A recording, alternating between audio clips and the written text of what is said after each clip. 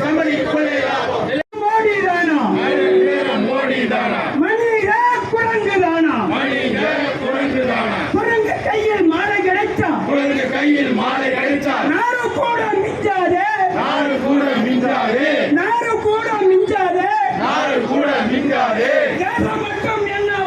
தேசம் மட்டும் என்னவாகும் நேரம் மோடியே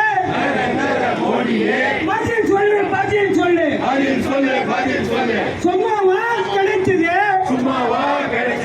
சுதந்திரம் நமக்கு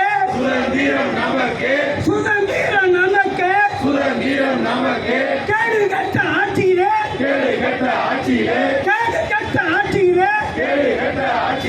மக்களை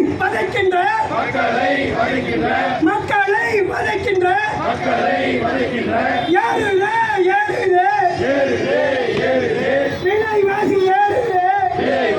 ஏறுதே விலைவாசி ஏறுதே புரட்சிகர சோசலிஸ்ட் மாநிலத்துடைய சார்பில் ஆர்ப்பாட்டத்தை ஆர்ப்பாட்டத்துடைய நோக்கம் விலைவாசி உயர்வு, வேலையில்லா திண்டாட்டம், இது போன்ற வேலையில்லா திண்டாட்டம் நாளுக்கு நாள் பெருகிக் கொண்டிருக்கிறது.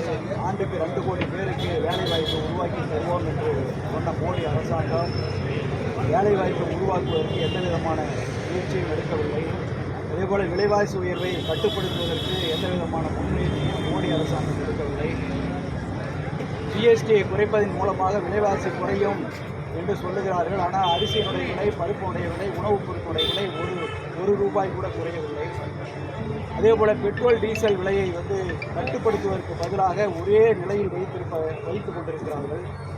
60 ரூபாய்க்கு கொடுக்கப்பட வேண்டிய பெட்ரோலினுடைய விலையை இன்றைக்கு நாம் 100 ரூபாய் போட்டு பெட்ரோல் போட வேண்டிய கட்டாயத்தில் இருந்து கொண்டிருக்கிறோம். அதேபோல் நீட் தேர்வை ரத்து செய்ய வேண்டும். தொழிலாளர்கள் போராடி பெற்ற 44 சட்டங்களை 4 சட்டங்களாக திருத்துவதை, சுருக்குவதை உடனடியாக வாபஸ் பெற வேண்டும். இது போன்ற கோரிக்கைகளை முன்னிறுத்தி புரட்சிகர சோசலிஸ்ட் கட்சி இந்த கண்டன ஆர்ப்பாட்டத்தை நடத்தி கொண்டிருக்கிறது. அதேபோல் விவசாய விளைபொருட்களுக்கு கட்டுப்படியான விலையை, ஆதாய விலையை நிர்ணயிக்க வேண்டும் என்ற கோரிக்கையை முன்னிறுத்தி இந்த ஆர்ப்பாட்டத்தை நடத்துகிறது.